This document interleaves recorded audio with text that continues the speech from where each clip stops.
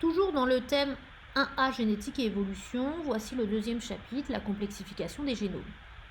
Deux mécanismes sont à connaître dans ce chapitre, les transferts horizontaux de gènes et les endosymbioses. Nous allons débuter par les transferts horizontaux de gènes et en vous présentant une expérience d'Avery, MacLeod et McCarthy. Si vous tombez sur une question de synthèse sur cette partie-là, il faut forcément montrer cette expérience.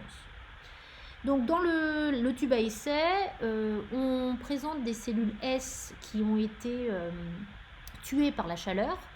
Les cellules S sont des cellules virulentes.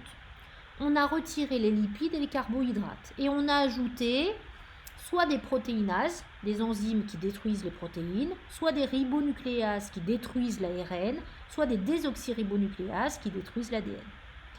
On a ajouté à l'intérieur des cellules R sensibles, non virulentes.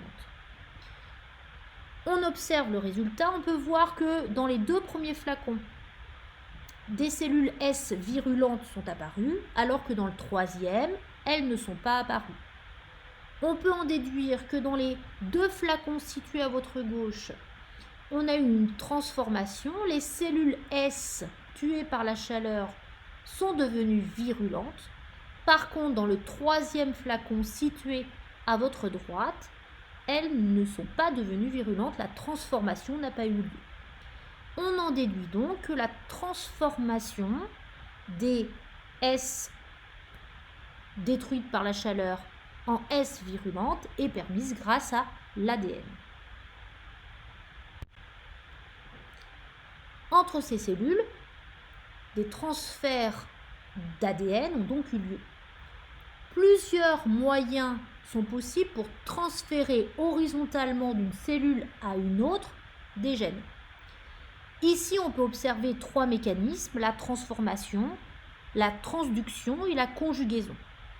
La transformation se fait de cellule à cellule. Entre une cellule donneuse et une cellule receveuse, il y a une libération de fragments d'ADN. La transduction se fait via un vecteur qui est souvent un bactériophage. Le bactériophage permet, en infectant une cellule, de transmettre à une autre cellule une partie de l'ADN viral bien sûr, mais de l'ADN également de la cellule infectée au départ. Enfin, la conjugaison, c'est un échange de plasmides entre une cellule donneuse et une cellule receveuse. On est plutôt chez les bactéries. Vous pouvez observer dans le cytoplasme le chromosome bactérien et le plasmide complètement circulaire avec les gènes en rouge et en jaune sur votre schéma. Il y a une conjugaison avec une autre bactérie et un échange de plasmides. La cellule receveuse reçoit un plasmide avec des gènes nouveaux et des caractéristiques nouvelles.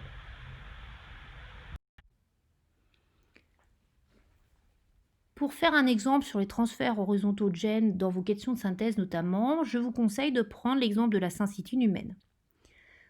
La syncytine est produite par un gène humain forcément qui permet la mise en place du placenta chez l'homme. Si on compare les photographies de microscopie que vous avez à votre droite, on peut observer que lorsqu'on ajoute le gène de la syncytine à un groupe de cellules, on voit que les cellules fusionnent et on observe donc des cellules géantes avec plusieurs noyaux. Lorsque l'on compare la séquence d'acides aminés de la protéine syncytine et une protéine virale, on peut observer des grandes similitudes de séquences. Ces similitudes ne peuvent pas être dues au hasard, donc on en déduit que le gène de la syncytine a une origine virale.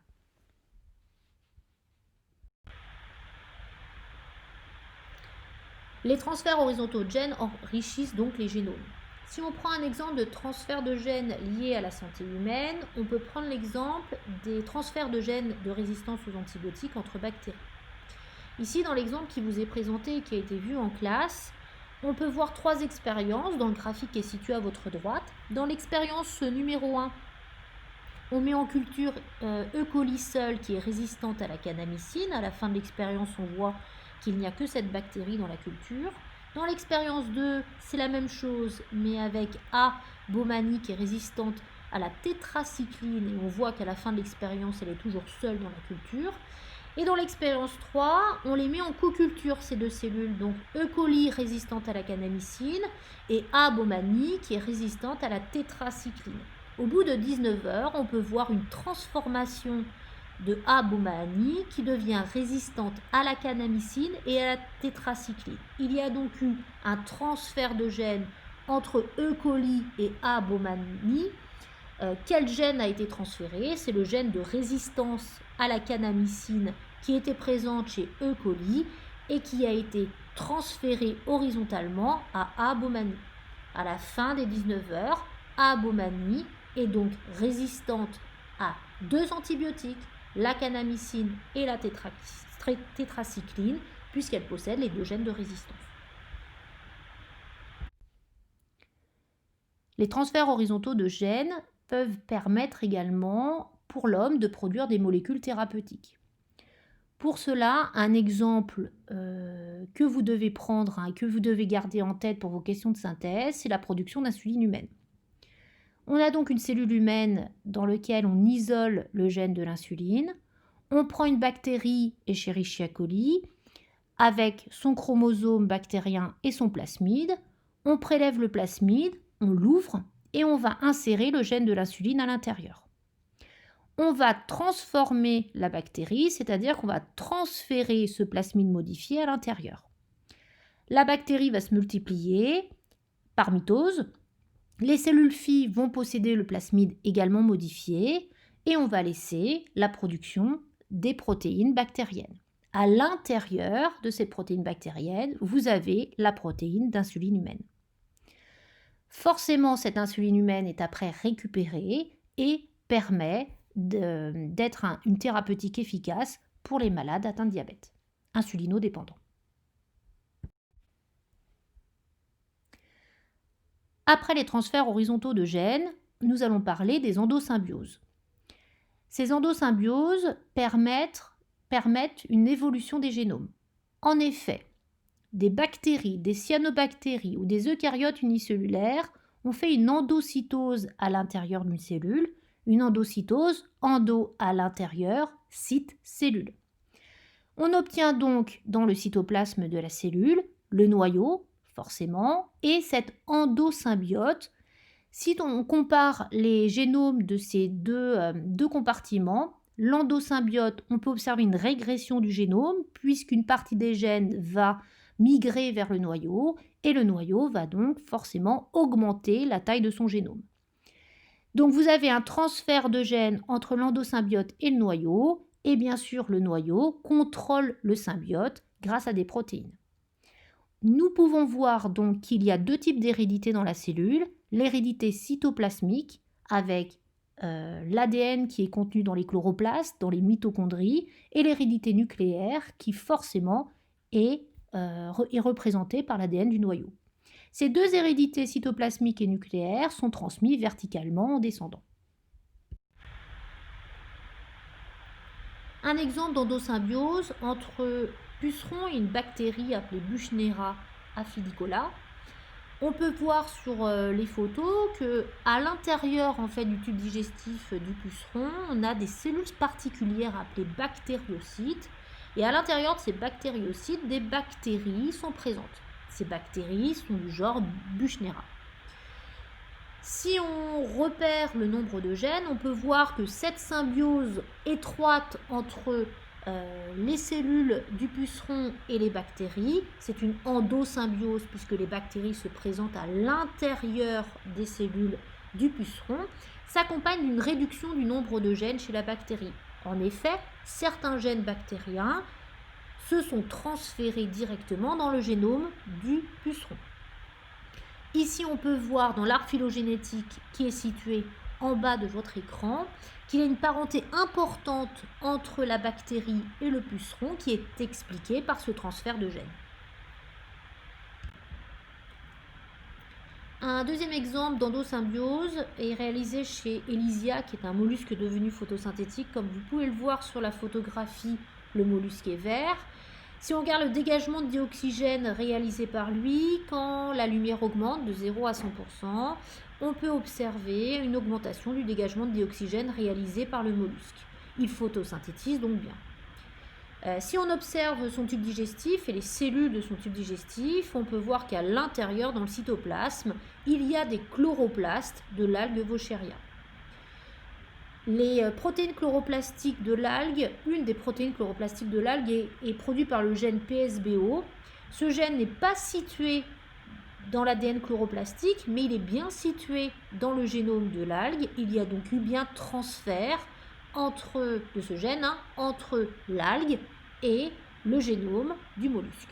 Quand on compare les séquences du gène PSBO présent chez l'algue Vaucheria, présent dans les œufs du mollusque et chez le mollusque adulte, on voit qu'il y a zéro différence, c'est bien le même gène.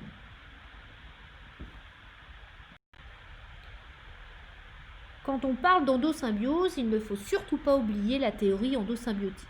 Cette théorie vous est présentée dans le schéma suivant. La cellule hôte a intégré une protéobactérie par endosymbiose. Cette protéobactérie est devenue une mitochondrie. Certains gènes mitochondriaux ont été transférés dans le noyau de la cellule. Cette cellule est donc devenue une cellule eucaryote hétérotrophe avec une mitochondrie capable de faire la respiration cellulaire. Une deuxième lignée a pu se mettre en place avec cette fois l'endosymbiose d'une cyanobactérie. Cette cyanobactérie s'est intégrée dans le cytoplasme et a transféré certains de ses gènes de l'ADN chloroplastique vers le noyau de la cellule.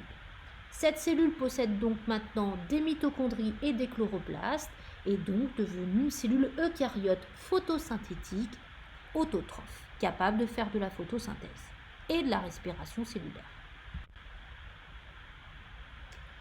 La théorie endosymbiotique a été prouvée par la génétique. En effet, comme vous pouvez le voir au niveau de cet arc phylogénétique du vivant, si je prends l'exemple du maïs, l'ADN mitochondrial du maïs et l'ADN chloroplastique du maïs sont plus proches génétiquement de la branche bleue bactérienne que de la cellule du maïs elle-même qui est située au niveau de la partie rouge de l'arbre.